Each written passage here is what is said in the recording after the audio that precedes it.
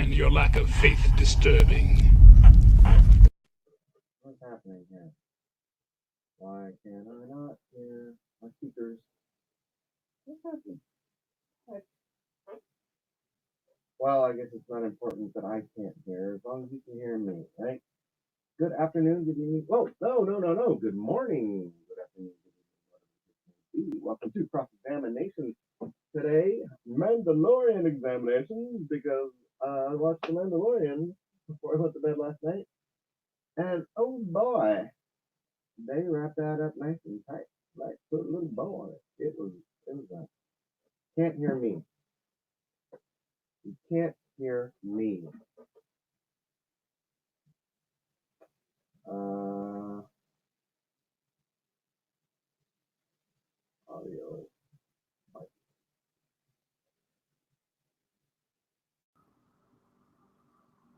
Test. Done. Oh, wait, let me try something else. Audio, mic, speaker. Okay, it's going to the Oculus. That's why. Realtek digital output speakers, streaming, speakers, microphone, communications, headphones, Realtek audio. Nope.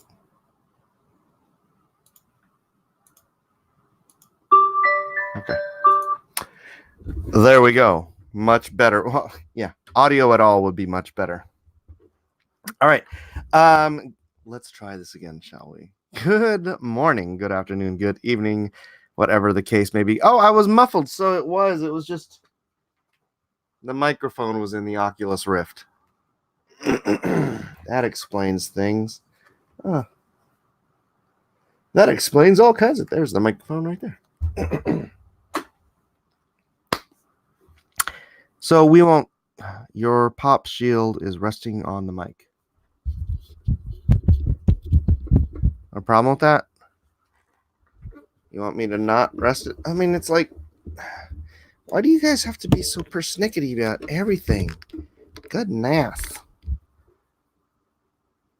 I don't care if it's resting on the mic. Leave me alone. I'm just trying to get started. I haven't even had a sip of coffee yet. I got my coffee. It's sitting here, hoping it's not getting too warm. By the way, new sweatshirt my mom got me for Christmas. Very nice. New chair for the boys. My chair is in the other room because we needed room for the Oculus Rift. This isn't quite as comfortable as my chair, but that's okay.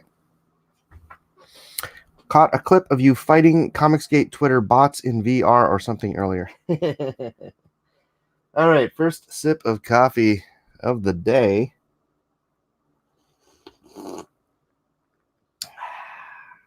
Tasty. How long can you keep condensed milk out? Because it's been out for a couple days, but I'm still using it. That's okay, right? I figured it's probably fine. All right. Much better. Hello, Isaac. Good morning. Sounds like the webcam mic is picking up or something. Okay, everyone was just complaining about not being able to hear me. Like and share, everybody. Let people know we are here and we are ready to rock and or roll. So who saw Mandalorian last night? Or wee hours of the morning, like I did. It was good. Refrigerate it. I know I keep just Okay, so what happened was you have the condensed milk can, right? And I put the holes in it and everything. And then it was refrigerated. And so I put it in a cup so that it could slowly drizzle into the glass so that I would have enough for my home version of Vietnamese coffee. Which it's not really, but dang, it's tasty because we're using an Nespresso machine. And then I went and did something. This was Christmas Day, and I completely forgot about it. I got back, and the glass was like this full of sweetened condensed milk. So it's just, I left that out, and I forgot to put it back in, but it tastes fine. If I start vomiting halfway through the program, you'll know exactly why. And I am feeling better. Thank you, those of you who have been concerned. Feeling better. My tongue feels better that I bit, darn it, I feel like I've got sweetened condensed milk on my hand now. And so, yeah, everything's getting better. I'm still a little bit nasally. Sorry. I will try to mute here. Let me mute so I can blow my schnoz.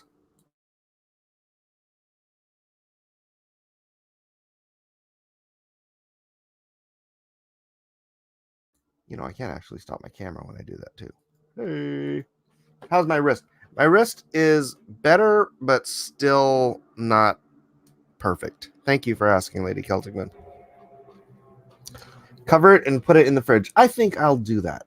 Because there is enough left for a couple more coffees. And no, it has no huge chunks in it. Thank you for asking, Model 316. So, how was everyone's holiday? How's everyone's Christmas? How's your Hanukkah going? I know it's still another... What day of Hanukkah are we on? We're on the 27th. So the 22nd was the first, second.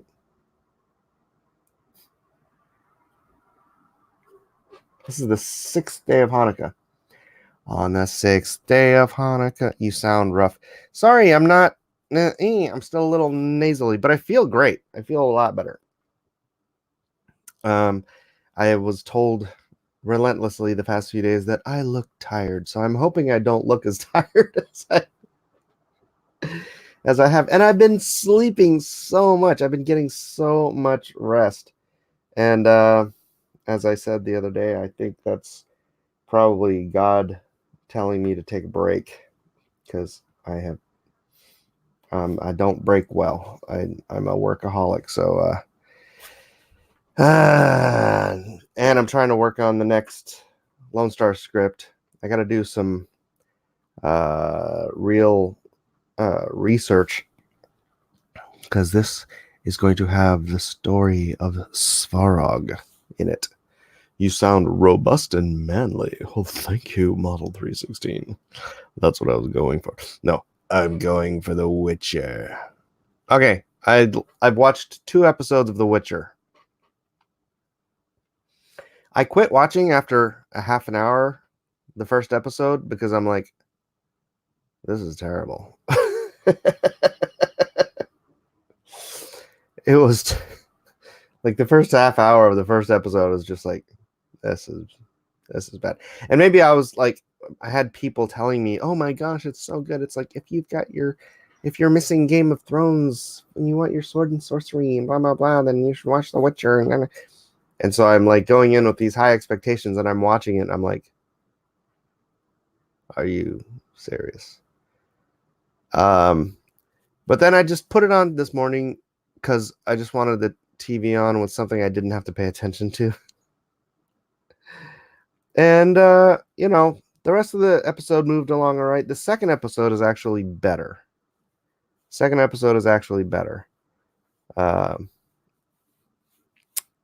The sword play is good. Yeah, the sword play is good. I will grant you that. But it's, to me, I don't know. I like everything to be good. Series is based more on the 6 novels. Don't call me human.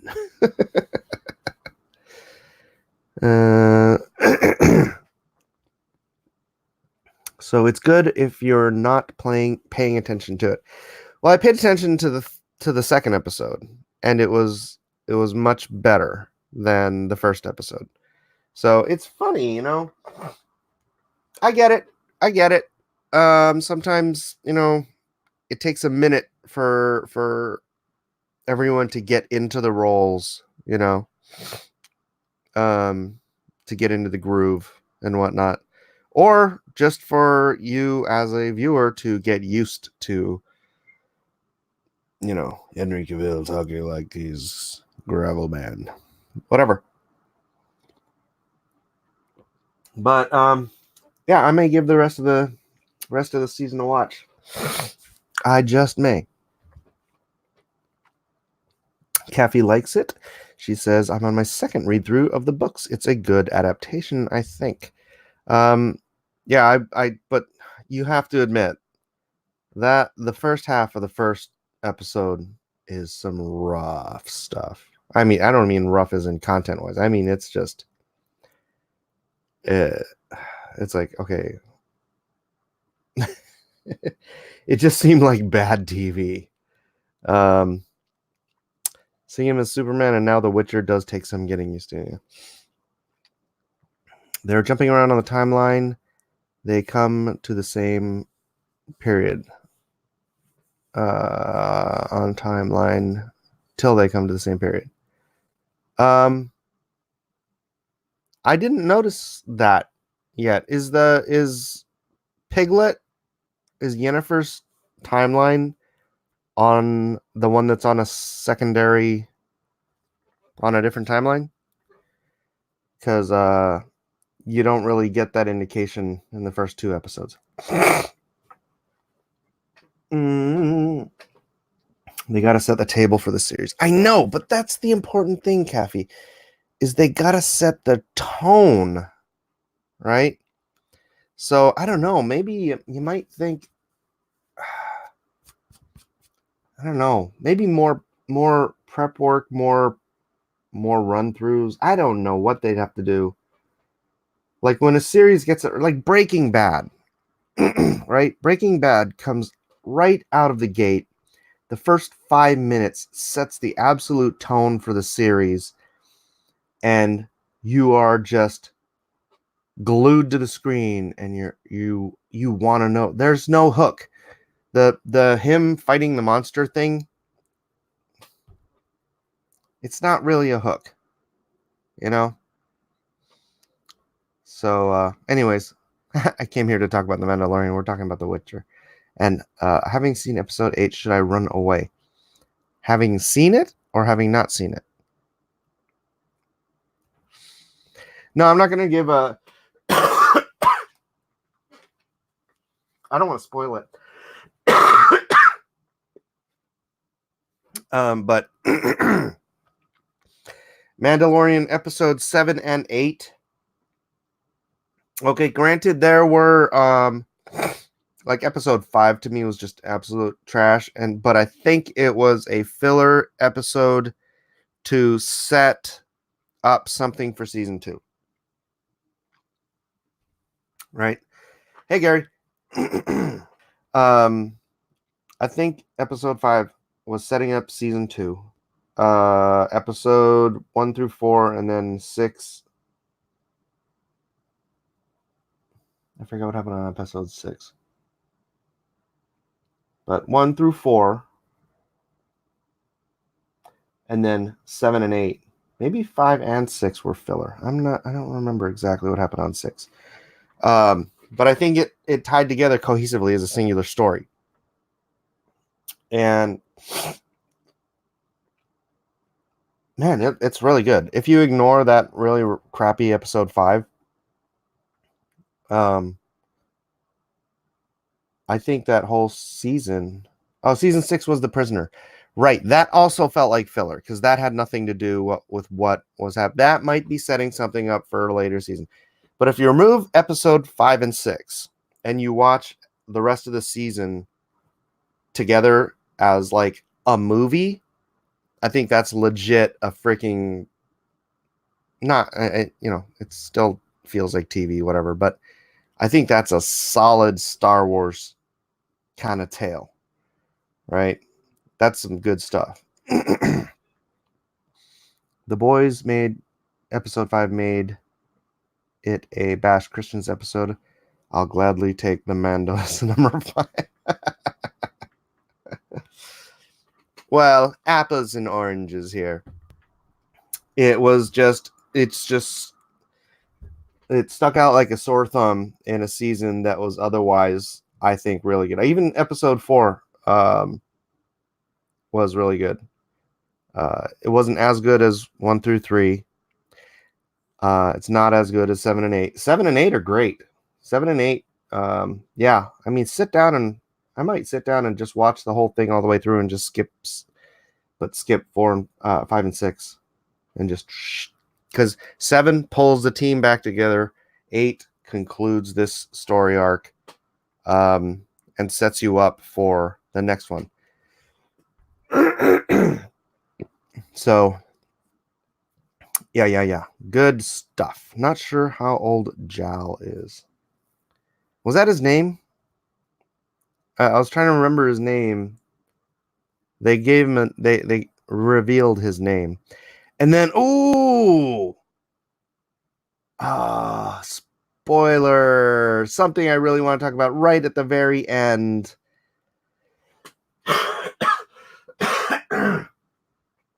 You know,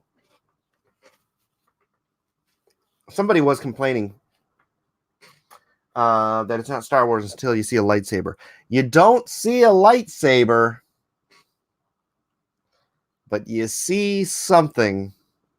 And it's something I think it's only in the novels. I don't think I've seen one. Of course, I haven't watched all of Clone Wars, so I could be wrong. Does anybody know if what the Moff is carrying is has appeared? It's been in Clone Wars. Okay. All right. Yeah. Yeah. So that was interesting. I was like, ooh. And I've muted Mike. Jeez, Mike. Sorry. I didn't say anything. I'm just telling you there's something very fun and interesting. All right, hold on. I gotta blow my nose again.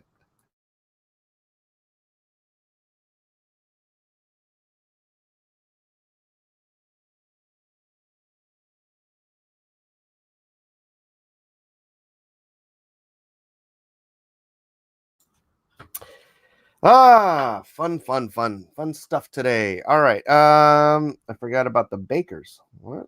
It was in Clone Wars and Rebels. I have not watched Rebels. TV evangelism is definitely a part of it. Wait, what? Jalapeno milk. What was jalapeno milk saying? By the way, hi everybody. Gary, Dragon, Everett, March, Hikaru, Danny, who all am I missing? X-Gal, Lady Celtic Moon, Cosmeti, Sharon, Josh. Is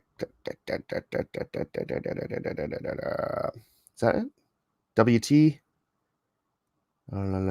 Caffey, Lindy, hey, Patrick, and the rest here on my whatever. I haven't thought about them in a long time. Jalapeno milk nods. Back. Clone Wars had a Mandalorian leader use it against Darth Maul. All right then.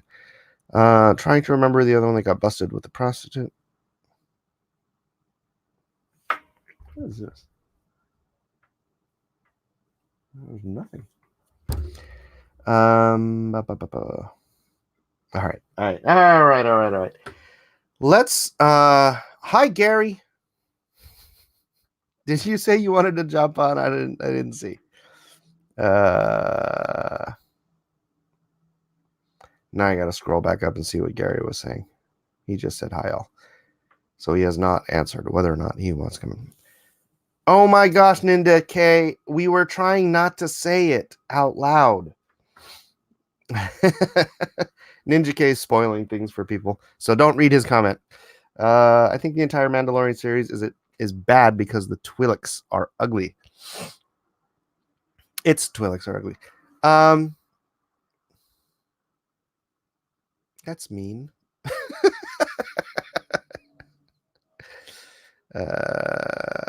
I'm not looking at the chat. Hi, Gary. Ugly Twi'leks automatically the series bad.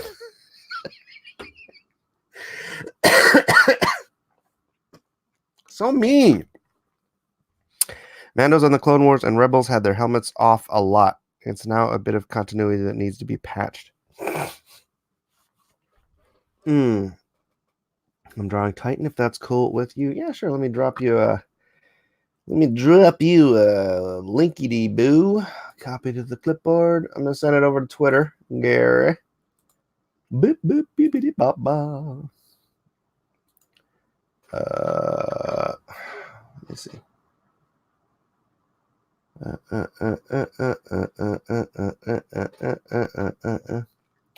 Where is my cross-examinations room?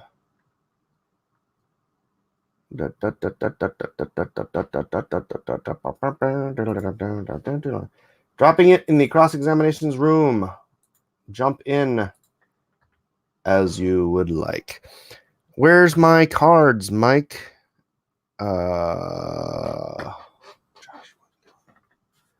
Probably in this envelope.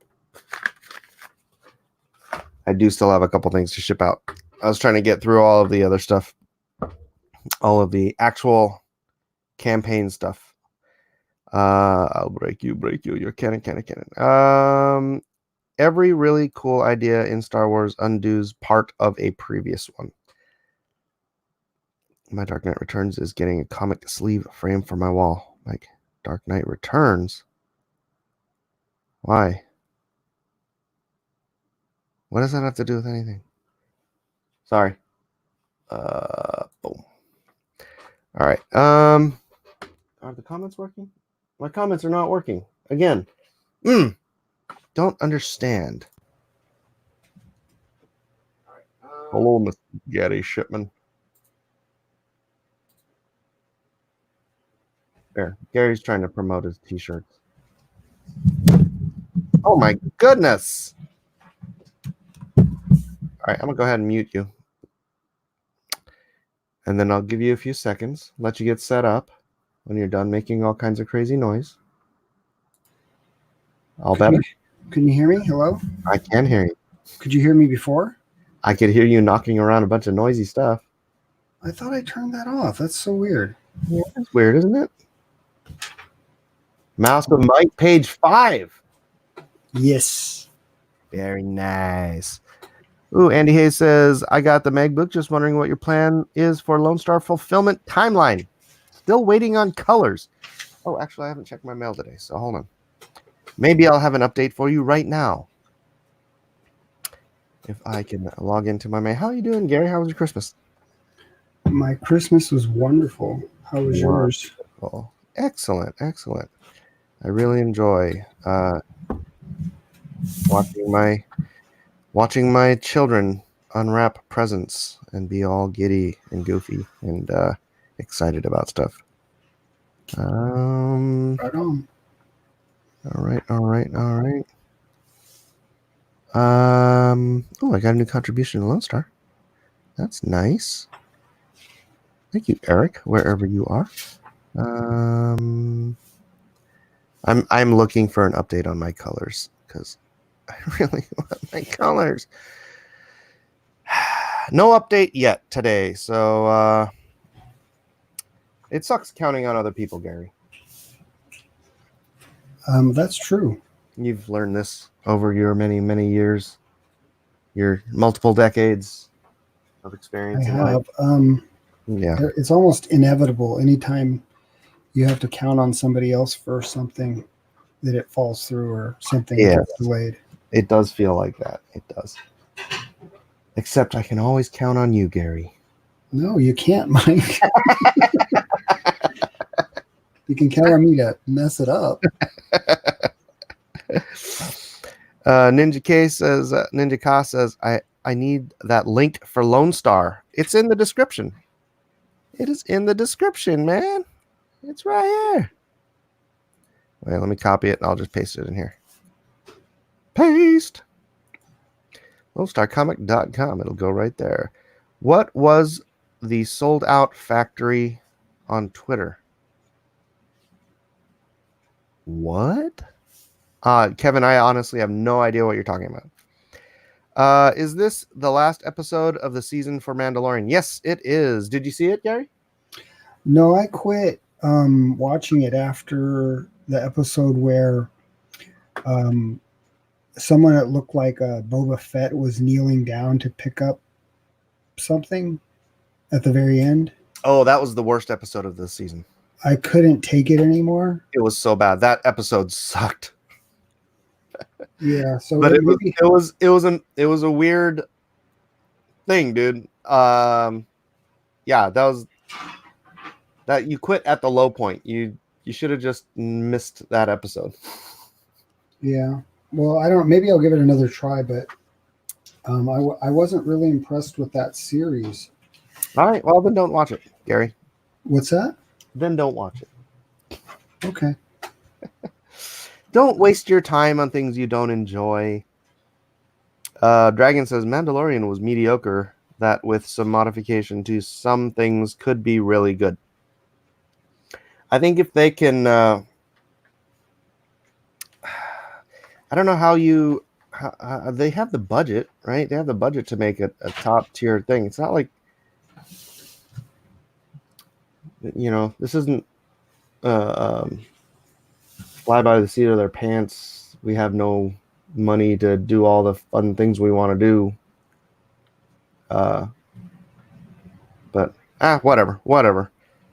Worst episode of the season, but then it picked up and ended on a high note. Yeah, the last 2 episodes were really good. So Rise of Skywalker was my litmus year for whether I should go buy Disney Plus and The Mandalorian. Litmus test. They're already shooting season 2. What was the litmus test? Rise of Skywalker? Did it pass? I don't know what, Rhaegar. Did it pass? Rhaegar, you probably hated it, right? I hated it. Oh, Well, you hated Rise of Skywalker? Yeah, that was terrible TV. Well, I was entertained by it. I was able to sit through the whole thing and not feel violated.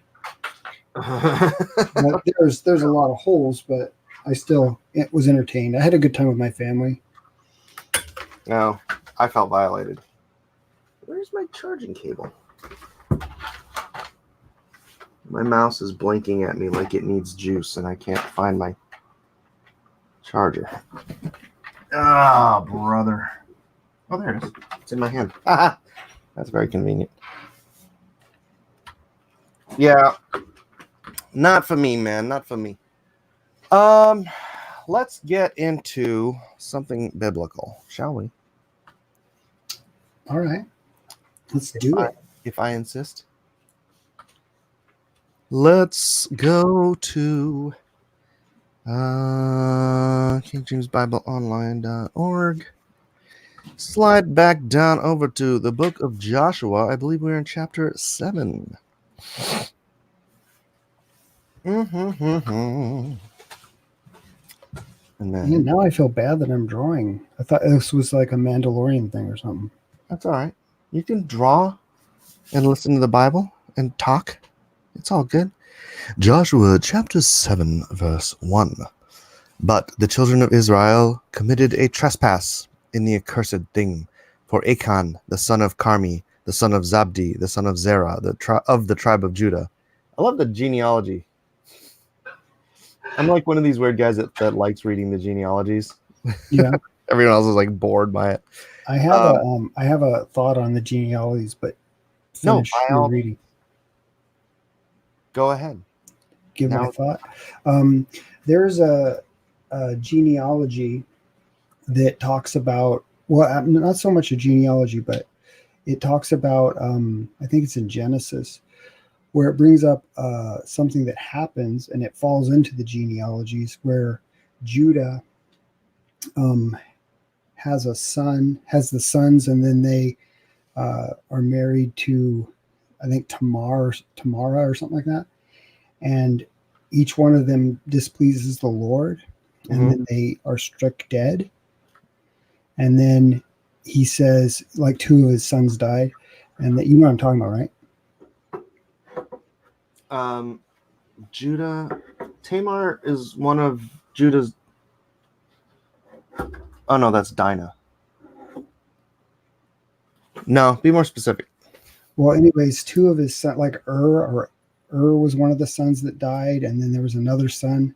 He said, "Go into your brother's wife to raise seed to his name." Oh, Onan, yeah. And then he dies, and then he says, "Well, wait for my other son to grow up, and then I'll give him to you." Oh, that's Is that Tamar? yeah, the one that prostituted herself to her father-in-law. Right. Well, I used to wonder why in the world was that put in there, he's Judah, and then that's where basically we get the word Jew, and so the whole tribes of Israel have been consolidated in our day into Judah, and then it was like I used to think, well, why is that even put in there just to show that God he has a plan and he's going to do it anyway, even though Judah went and had this, adultery. Well, I don't know if it's adultery, I guess, but he wasn't married, right? Was he? He had this weird thing with his daughter-in-law, and he didn't know it was her. He thought it was a prostitute. He thought she Right. He thought it was a prostitute. Turns out it was his daughter-in-law.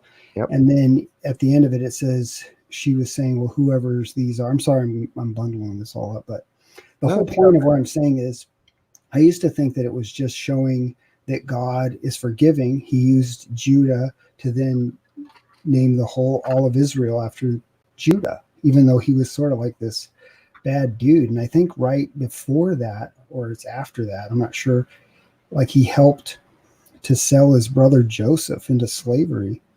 So it's like not like he's this great guy, No, that's there's not a lot of great guys. Right. And I used to think that was the whole point. But then it turns out that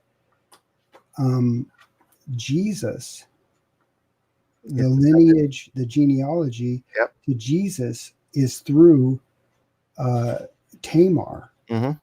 And that's where Jesus comes. That's one of them. Another one is like Hagar. And Rahab, the harlot. Or Rahab, that's who it was. Rahab, yeah. So it's like all these, but I was thinking about that and I was like, the reason that it's in there, or one of the big ones, I think, is that Jewish people will see the lineage to Jesus. Maybe that doesn't mean anything to anybody, but it's like Jewish people, I think, a lot of Jewish people, they reject Yeshua, Jesus, as their Messiah, but it's in their genealogy. Do you know what I mean? It's in their genealogy that what? That Jesus, Yeshua, is like, it's in there and they can't refute it. I mean, at some point they might come across that verse and say, why is this here? Oh, it's just to show that God, I mean, well, for them, I mean, David came through there as well, right? Yeah. David? I don't know. I'm getting all over the place. Sorry, Mike. It just struck me the other day. Yeah, David is of the tribe of Judah, yeah. Isn't he from Benjamin, though? David? The lion of the tribe of Judah? Right, but I thought he was a Benjaminite. No, I think Saul was a Benjamite. Oh, okay. A vegetarian Benjamin. A Vegemite? Benjamin. Sorry, I took you on a rabbit hole.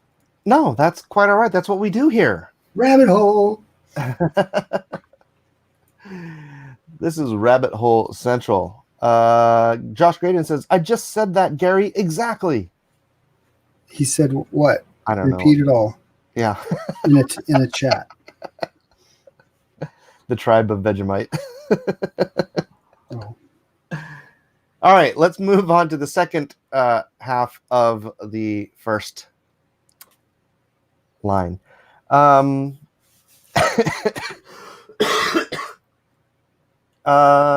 this dude took of the accursed thing, and the anger of the Lord was kindled against the children of Israel. And Joshua sent men from Jericho to Ai, which is beside Bethaven, on the east side of Bethel, and spake unto them, saying, Go up and view the country. And the men went up and viewed Ai. Let's see. Where was it? Josh Graydon has not responded with what exactly you said that he said you said. And they returned to Joshua and said unto him, Let not all the people go up, but let about 2,000 or 3,000 men go up and smite Ai, and make not all the people to labor thither. for they are but few. So there went up thither of the people about 3,000 men, and they fled before the men of Ai. I feel like I skipped chapter 6. Did I skip chapter 6?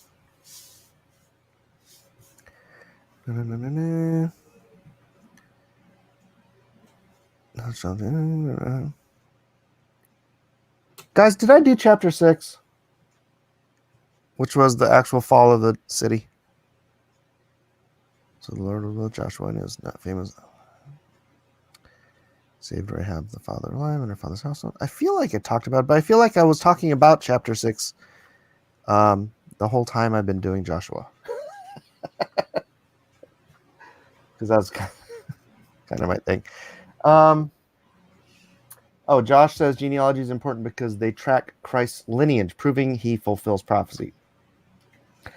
Yeah, it does that in the New Testament, in Luke and in Matthew, but the problem is that they used to keep all the genealogies of all the Jewish people in the temple, and so when the temple was destroyed in 66 AD, all the other genealogies were lost. Now we do. People can still trace their lineages back because of their names. Like if you've got one and it's someone and his last name is Levi, pretty sure he's a Levite. Can't they also do like a blood test for They Levites? could. But they maintain names. So my daughter, my wife is a Solomon, so she's actually royal lineage.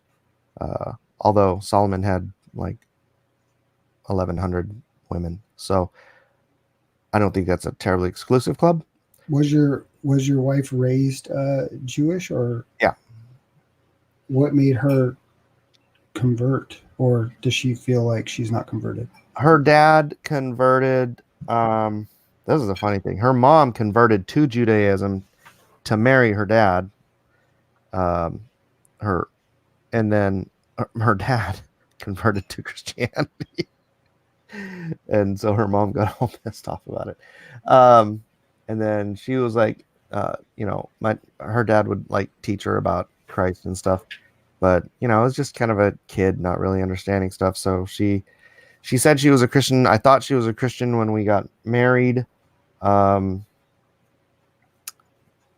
But it wasn't until we moved out to Austin and I wanted to go to this, the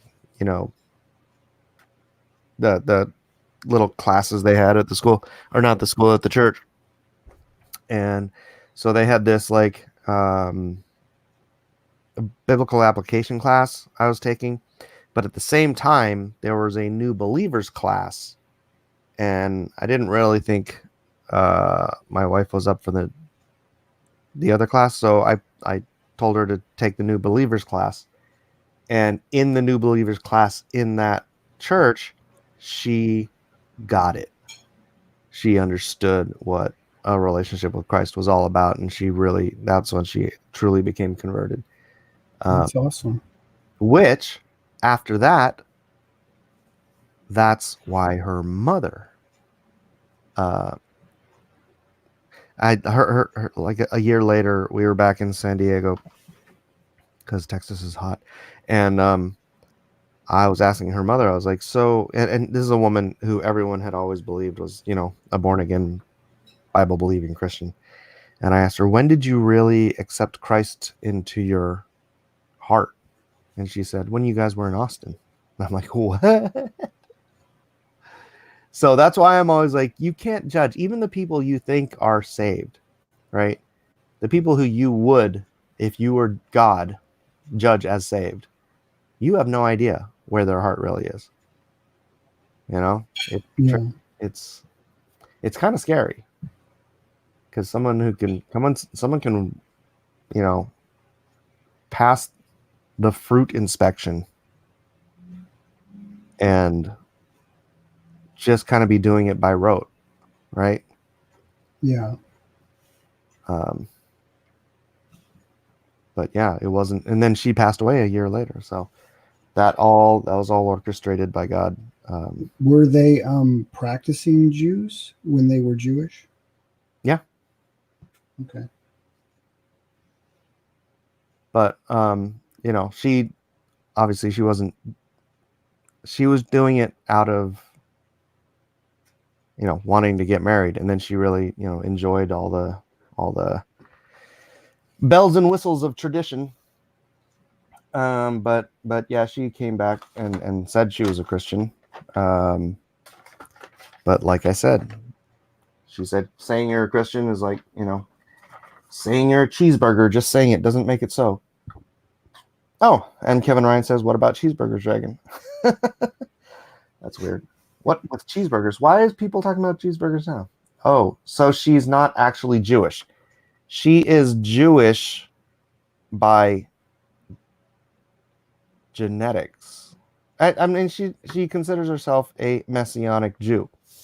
All of the early believers were Jews. Becoming Christians, following Christ, didn't make them stop being Jewish. It made them fulfill the Jews. They were, salvation is of the Jews, Christ says. And so they use the term Messianic Jew, the Jews that believe. Jews for Jesus, some call them.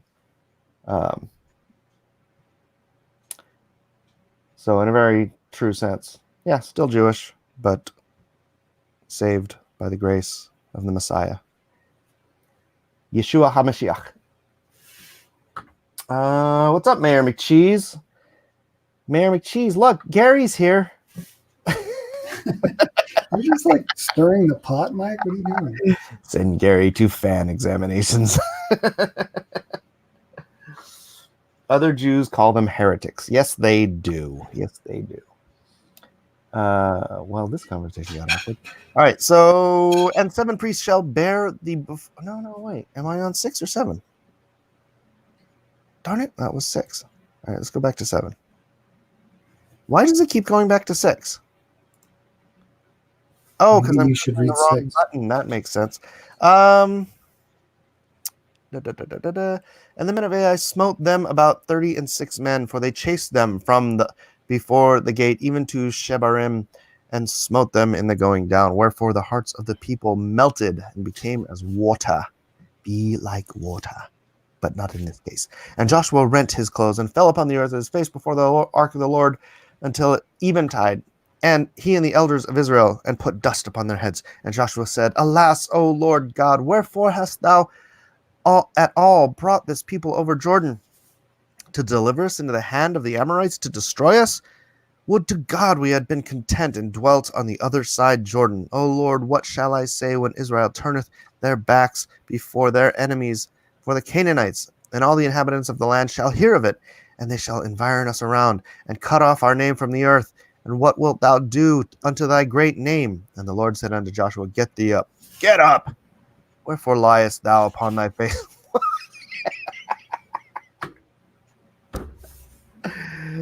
God's so funny. Get up! Why are you lying on your face? Am I the only one who finds that funny? Israel has sinned, and they have also transgressed my covenant which I have commanded them. For they have even taken of the accursed thing, and have also stolen and dissembled also, and they have put it even among their own stuff. Therefore the children of Israel could not stand before their enemies, but turned their backs before their enemies, because they were accursed. Neither will I be with you any more, except ye destroy the accursed from among you. Up, sanctify thy people, and say, Sanctify yourselves again tomorrow. For thus saith the Lord God of Israel, There is an accursed thing in the midst of thee, O Israel. Thou canst not stand before thine enemies until ye take away the accursed thing from among you. This is a very interesting thing about perfection, right? They had one guy. One guy stole something that he wasn't supposed to steal, and all of Israel was to blame. Thoughts, Gary? Our ways are not God's ways. His ways are high above ours. And he understands things way better than we do. Yeah. DJ Peterson quotes Monty Python's version of God, says, "Stop groveling." It's so funny because I never realized that was almost. I mean, that's what he's saying here, right? Why are you on your face? Get up. Da, da, da, da, da. And it shall be that he that is taken with the accursed thing shall be burnt with fire, and he and all he hath, because he hath transgressed the covenant of the Lord, and because he hath wrought folly in Israel. So Joshua rose up early in the morning and brought Israel by their tribes, and the tribe of Judah was taken. And he brought the family of Judah, and he took the family of the Zarhites, and he brought the family of the Zarhites man by man, and Zabdi was taken. And he brought his household man by man, and Achan, the son of Carmi, the son of Zabdi, the son of Zerah, of the tribe of Judah, was taken. And Joshua said unto Achan, My son, give, I pray thee, glory to the Lord God of Israel, and make confession unto him, and tell me now what thou hast done. Hide it not from me. So this was godly process of elimination, right? Yes. Yes. Thank you for your input, Gary. That's what I'm here for, Mike. Amen. And Achan answered Joshua and said, Indeed, I have sinned against the Lord God of Israel, and thus have I done. When I saw among the spoils a goodly Babylonish garment, and 200 shekels of silver, and a wedge of gold, 50 shekels weight. Wow, that's a lot of gold. Then I coveted them, and I took them. And behold, they are hid in the earth in the midst of my tent, and the silver under it. You know who this reminds me of?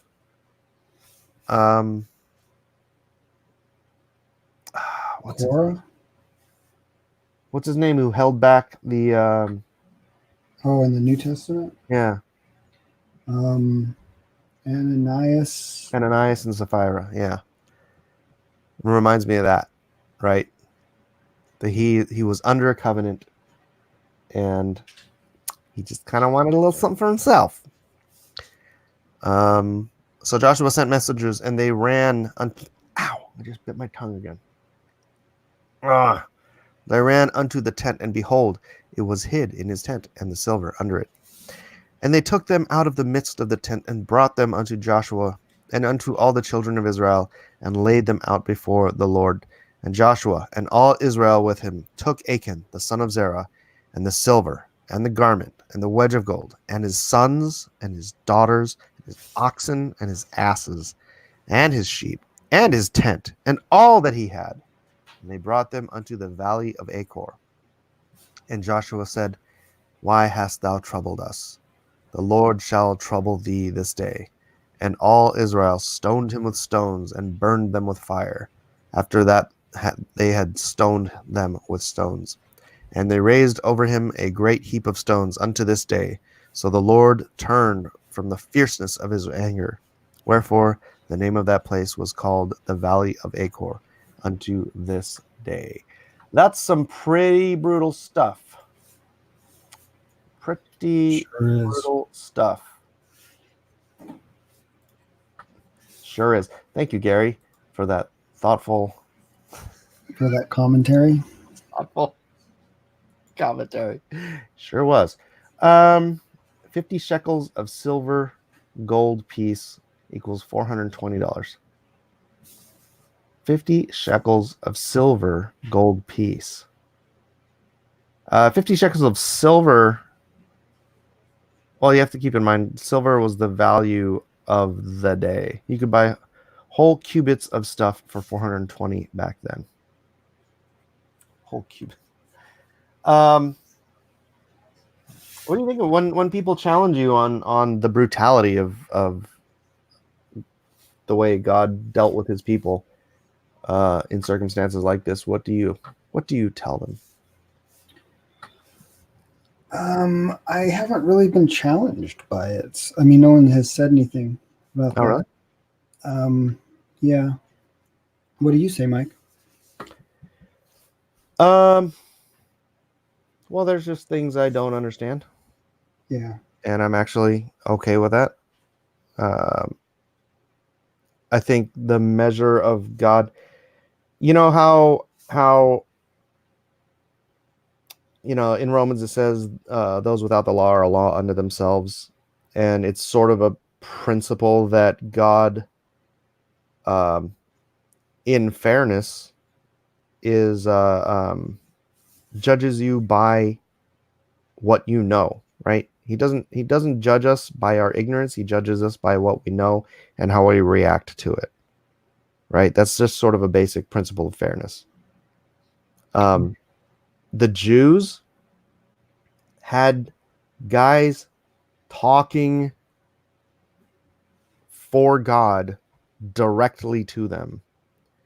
They witnessed miracle after miracle on the scale of cities falling, on the scale of rivers halting into pot heaps of water, into angelic food falling from the sky. So their responsibility for trusting that this God is God was as near to absolute as the angels themselves, right? And angels, well, when the angels rejected God, God cast them out without opportunity for redemption because their knowledge of God was face to face. It was 100% absolute, right?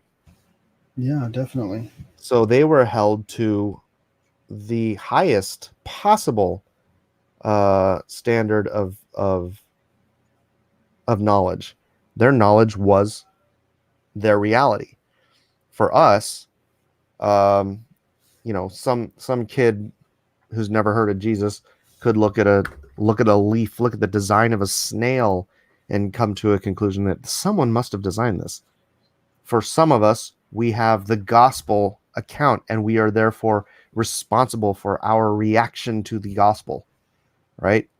For the Yes. Jews, back then, it was like God said to do this or this will happen, and then they do this and this happens, and it's like they have a direct conduit for the words and will of God in the prophets that led them, and so they were held to, yeah, the only second highest standard I can think of is the angels.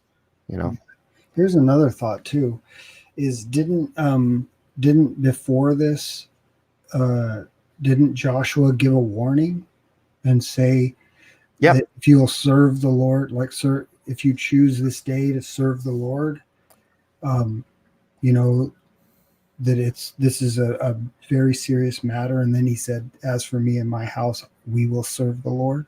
But he said, choose ye this day whom you will serve. And then they agreed. They said, yes, we will serve the Lord. And then for him to go and do this thing was in a sense going against what Well, he it's swore even to. more specific in chapter 6. It says in verse 18, and ye in any wise keep yourselves from the accursed thing. This is a direct command from God through Joshua to the people, lest ye make yourselves accursed when ye take of the accursed thing and make the camp of Israel a curse and trouble it. But all the silver and gold and vessels of brass and iron are consecrated unto the Lord. They shall come into the treasury of the Lord. And they utterly destroyed them, blah, blah, blah, blah. So yeah, they were given very specific instructions, again, from God the previous day or the previous, So if somebody was to argue this point with me about the severity of God and the heart, like he's being hard and maybe whatever, the warning was given very clearly. That's And right. even in our day, like in the military, if somebody does something wrong, I mean, you don't hear about this much these days, but there were people who were would be shot Yeah. for for not keeping the thing that they swore that they would do for their country. That's right. You've got the lives of other people relying on your ability to follow orders, right? And in this case, yeah, if you don't follow the orders, then you won't be blessed in your battles. People will die. So it is, being accursed, not a good thing. So yes, Gary, yes. Good input. Thank you for the input. DJ says, glad it doesn't say Mike S. Miller is woke. No, I'm just awake, and it's before noon. Well, now it's not before noon, but it was when I started. And at 2:00, I'm going to be on Ideas of Ice and Fire doing some character designs with Quinn. So please do join me over there, guys. Someone said, I didn't know you were religious. Real O'Neill. I don't know if religious is the word, but that is the colloquialism of modern times. So, but I am a faithful, Bible-believing, born-again Christian, and all that entails. And so I do spend an hour almost every day hanging out here. Mary McGee says, did you hear Mary Ellen on her stream last night? I did. I was told to go over there and check it out. They kept telling me to help her, and I'm like, first of all, if you need help on the tech end, I'm not the tech guy.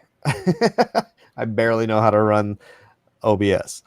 As for how I couldn't possibly help her on the issue with the stalker dude, that's just I wouldn't know what to, I have no idea how to deal with that situation other than to, I don't know, vet the people you're talking to, right? Yeah, it's not the first time she's had issues with I don't know, maybe she's going to be on my show tonight anyways. So maybe she'll come and hang out and we'll discuss it at length then. But Kevin says religious means disciplined. I thought discipline meant discipline.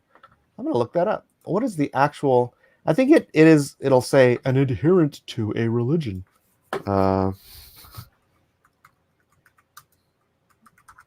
But I am going to look up the definition of religious. Because if it means disciplined, then I'm definitely not religious.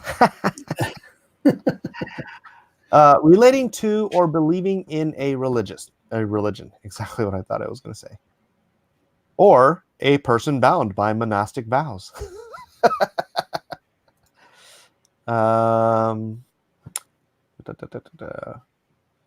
Treated or regarded with devotion and scrupulousness appropriate to worship.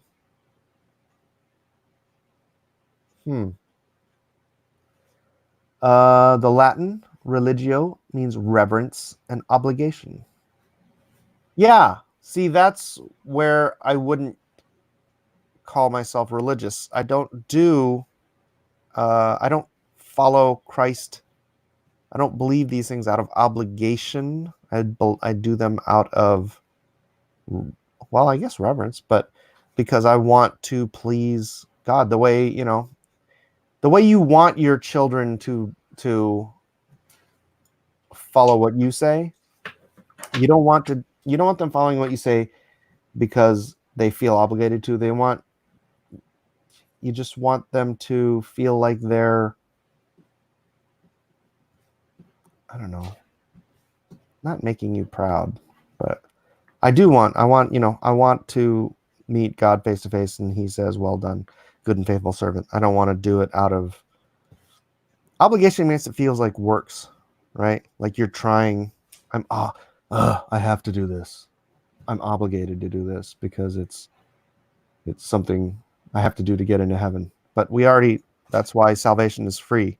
That's why salvation is by grace through faith. Or is it by faith through grace? By faith through grace? By grace through faith? Gary, which one is it? By grace through So- faith. So, well, yeah. I mean, you can. They're kind of interchangeable, I think. No, they're not, Gary. If you do it the other way, it doesn't work. Nope. By faith through grace, by grace through faith. It throws the It's whole grace thing. and faith. Grace and faith. What does born again mean? Gary, I'm going to let you handle that one. Being born again. Yeah. I think being born again, and I'm not. I say I think, but and the reason why I say I think is because of what I have come to read in the Bible is made me come to this conclusion. Okay. So I say I think, but you can look it up yourself in the Bible and find out what does it mean to be born again. But what I think born again means is the awakening of the heart to the wonder of Jesus Christ, what God did in Jesus Christ, and then the wonder of that filling our hearts with love and joy and peace. And it makes you want to. I think that's what Mike was even saying about his kids, is that when you're in love with your parents or something like that, you want to please them. And so the place where we can find how to please God is in the Word of God. But I think that the born again part is something has to happen. There's and it's a supernatural thing, because you can go your whole life reading, maybe, I mean, it could happen. I mean, the Pharisees did it. They read the Bible, and Jesus said to them, search the scriptures, for in them you think that you have salvation, but they are they that speak of me, something like that. The scriptures are speaking about Jesus, and we can miss him. So I think that born again is the awakening of our understanding. People are very intelligent, and we have intelligence, but sometimes our intelligence is dark. It's like dark intelligence. We need to have our intelligence filled with light, the light of God. And there's no shadow of turning in him. There's no dark areas in God. He's all light. And so when our souls or spirits, I can't give you all the details that way, but something happens on the interior of us that we become alive to the truth about Jesus, and that he's the Son of God, and that he's the Messiah of Israel. That's it, Mike. That's it.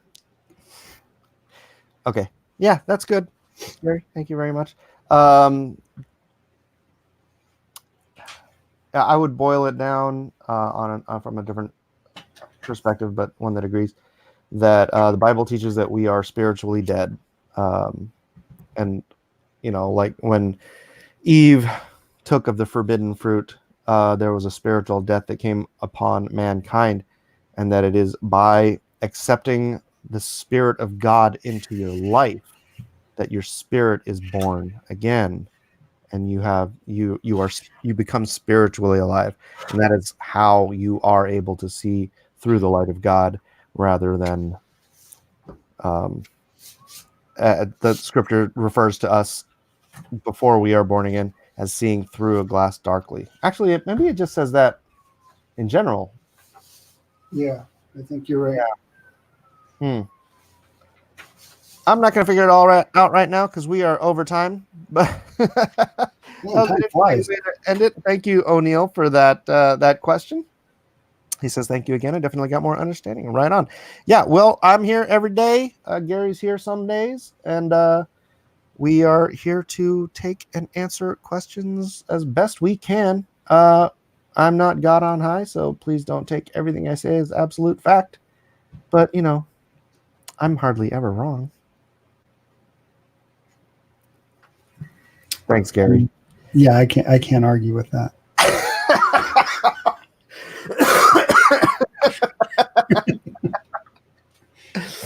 All right, guys. Thanks. Again, I'll be on Ideas of Ice and Fire at 2:00, which is in an hour and 40 minutes. And then tonight, Friday night bullpen. Be here or be there or be square. I didn't really want to go with the other one. Here or be there. Be here or be there or be somewhere. God bless you all. Thank you for being here. And thanks for being here, Gary. Hey, thanks, Mike. Good to talk to you or talk with you. Absolutely. And just remember, everyone. I find your lack of faith disturbing. It didn't work. Why did the volume not work? I heard it. You did? Well, I'm also listening to you on the Duck Square. What is this called? Stream Duck. StreamYard. Okay, well, that was a terrible outro. So bye.